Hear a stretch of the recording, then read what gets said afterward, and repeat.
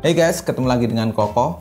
Melanjutkan Poco F Series, akhirnya Poco Indonesia membawa Poco F4 Series melalui Poco F4 dan Poco F4 GT ini. Dan kali ini kita akan membahas Poco F4 GT ini yang dimana selain dia membawa spesifikasi yang memang benar-benar flagship, tapi juga membawa fitur yang menarik. Salah satunya magnetic pop-up triggernya ini. Namun seberapa menariknya fitur dan bagaimana performanya, so tonton video ini sampai habis ya. Kalau Poco F4 menggunakan SoC Snapdragon 870, sedangkan Poco F4 GT ini ditanam SoC Snapdragon 8 Gen 1 yang punya prosesor berkekuatan octa-core up to 3 GHz. Dengan unit yang saya pegang ini kombinasi RAM 12 GB dan ROM 256 GB, di mana RAM 12 GB-nya sendiri masih bisa ketambahan RAM extension sebesar 3 GB. Jadi total bisa 15 GB tuh. Tentu ya, di atas kertas performanya nggak perlu diragukan lagi.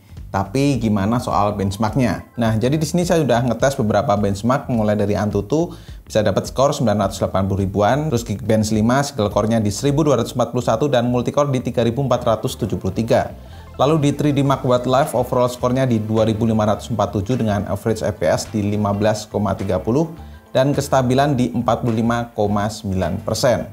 Enaknya langsung sekalian kita cobain buat main game kali ya. Game pertama saya nyoba game Mobile Legends. Di sini saya bisa dapat settingan refresh rate ultra dan grafik ultra pula. Jadi soal gameplay jelas oke banget lah ya. Apalagi game sekelas Mobile Legends jelas enteng banget buat si Poco F4 GT ini. Game kedua PUBG Mobile. Di game ini saya juga mengaktifkan magnetic pop-up triggersnya yang bisa kamu setting letak sentuhannya. Buat saya yang nggak jago main game tipe Battle Royale seperti ini, dengan adanya magnetic pop-up triggers jadi berasa lebih mudah. Dalam 30 menit saya bermain dengan settingan SDR Extreme, terasa nggak ada lag, asli smooth banget. Touchscreen-nya juga aman, gyro juga nggak delay, dengan baterai berkurang 12% dan suhu naik ke 43 derajat Celcius. Game ketiga yang lebih berat lagi nih, saya bermain Genshin Impact. Di sini saya bisa dapat settingan default medium 30 fps, namun secara pengetesan saya ubah ke 60 fps. Gameplaynya terasa lancar, nggak ada penurunan fps yang drop banget gitu. Aman banget lah. Yang paling kerasa dalam 30 menit bermain yaitu naiknya suhu ke 45 derajat Celcius dan penurunan baterai 13%. Dimana kalau menurut saya pribadi masih dalam batas wajar untuk suhu segitu. Karena Poco F4 GT juga dipasangkan liquid cool teknologi 3.0, jadi suhu dan performanya bisa dibilang stabil. Overall performanya udah mantep banget lah ya, dengan baterai berkapasitas 4700 mAh yang mampu bertahan seharian jika dipakai daily. Atau ketika saya tes di PC Mark Battery Life dapat 11 jam 31 menit dengan settingan refresh rate default, dan untuk nonton YouTube selama 1 jam baterainya berkurang 8%.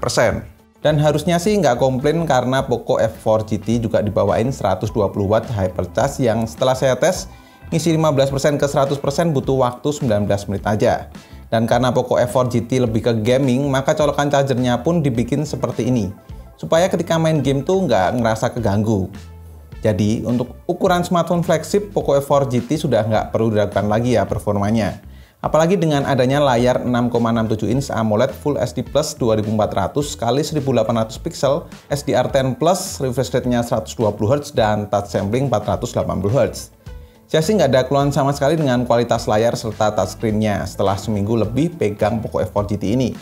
Pansel kecil di tengah juga sudah oke banget. Bezel kiri kanan dan dagunya juga tipis, jadi memang benar-benar berasa fleksibnya. Dilindungi pula oleh Corning Gorilla Glass Victus. Layar AMOLED bisa manjain mata ketika saya pakai untuk nonton video maupun film. Plus, kalau lagi males pakai TWS, karena Poco F4 GT nggak ada port audio jack-nya, ngandelin suara speaker Poco F4 GT sudah jauh dari cukup. Symmetrical quad speaker Dolby Atmos dengan sertifikat Hi-Res Audio dan sertifikat Hi-Res Audio Wireless punya produksi suara yang joss banget. Coba dengerin sendiri deh suaranya.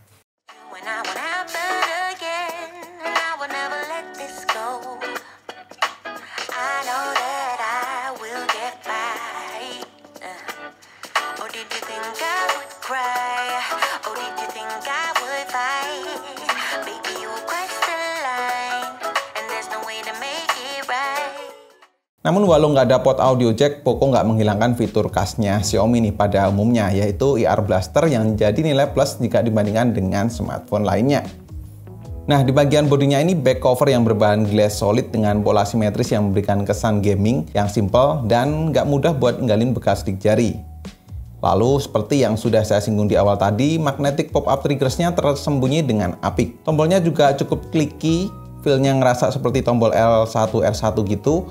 Sentuhannya stabil, responsif, dan oleh pihak Poco sudah diklaim diuji hingga lebih 1,5 juta kali. Jadi seharusnya sih nggak perlu ragu soal durability-nya ya. Namun dengan adanya magnetic pop-up triggers ini juga bikin bodinya terasa lebih bold. Untungnya frame dan layarnya tuh flat, jadi masih oke buat digenggam dan terasa ergonomis. Set fingerprint yang jadi satu dengan tombol power juga punya respon yang cepat, jadi it's okay lah buat saya. Overall sih secara body dan desain saya sih suka ya. Apalagi si Poco F4 GT ini dilengkapi dengan sertifikat IP53 yang tandanya handphone itu masih aman ketika teman-teman pakai buat hujan-hujanan atau nggak sengaja kena air. Lanjut lagi ke bagian kamera, salah satu komponen penting di sebuah smartphone. Dengan setup triple kamera untuk kamera belakang yang punya konfigurasi 64 megapiksel main kamera aperture f1.9, 8 megapiksel ultra wide kamera aperture f2.2, dan 2 megapiksel makro kamera. Serta untuk kamera depannya 20 megapiksel front kamera aperture f2.4 dengan sensor Sony IMX596. Di mana fiturnya pun terbilang komplit untuk sekelas flagship. Rekaman video untuk kamera belakang bisa sampai 4K, sedangkan kamera depan hanya di 1080p 60 fps saja. Nah, di mode auto saya bisa bilang kalau Poco F4 GT itu punya hasil foto yang cakep, dari handle ngadepin backlight, detail yang oke, serta dynamic range yang luas. Dengan tone warna lebih ke cool sedikit dan tak seperti Poco sebelumnya, kali ini di Poco F4 GT itu terasa lebih saturate walaupun nggak over ya.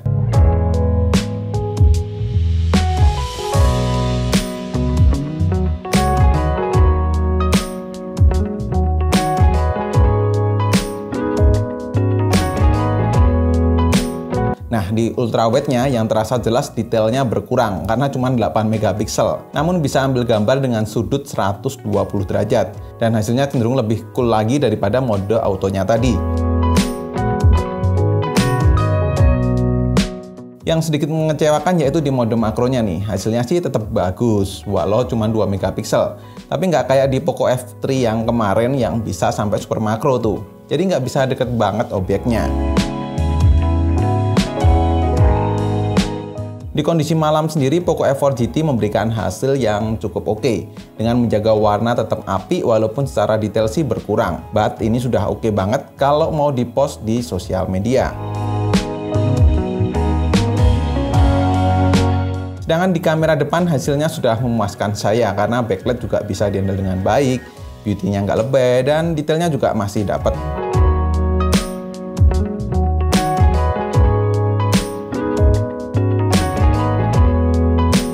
Lalu ini untuk beberapa sampel hasil videonya, yang menurut saya tetap stabil walaupun take di 4K sekalipun, karena Poco F4 GT sudah dilengkapi dengan OIS. Oke, sekarang ini 1080p 30 fps dan menggunakan fitur stabilnya. Fitur steady-nya ya, ini 1080p 30 fps.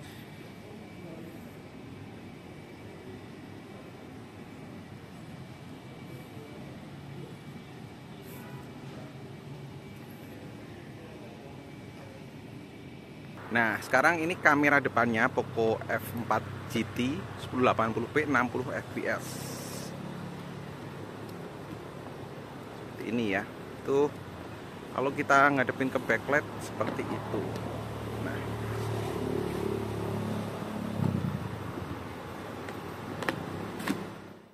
beberapa fitur lainnya lagi di Poco F4 GT yang nggak boleh ketinggalan, yaitu adanya NFC, always on display, sidebar, floating windows yang bisa buka aplikasi yang berjalan di atas aplikasi lainnya, second space, LED light yang bisa aktif sesuai yang kamu inginkan, terus tentunya pop-up triggernya sendiri.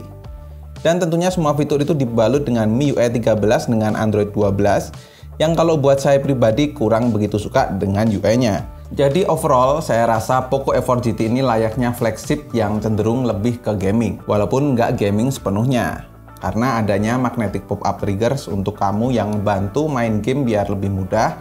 Terus kamera yang punya hasil foto yang oke banget, serta nggak boleh lupain 120 watt hypercharge yang ketika kamu ngecas tinggal makan bakso aja tuh udah penuh. Dan tentunya dukungan 5G yang sudah bisa kamu rasain di kota-kota besar. Kalau melihat dari perilisan globalnya kemarin yang dimana dijual di harga 9,2 jutaan, menurut saya ini bisa jadi smartphone dengan Snapdragon 8 Gen 1 termurah jika memang dirilis di Indonesia dengan harga segitu pula ya. Tapi gimana kalau menurut teman-teman? Coba tulis di kolom komen. Karena ketika video ini dibuat, saya masih belum tahu persis untuk harga resmi rilisnya si Poco F4 GT ini. So, thank you banget teman-teman yang udah nonton video ini sampai akhir. Koko undur diri dan kita ketemu lagi di video selanjutnya. Bye-bye.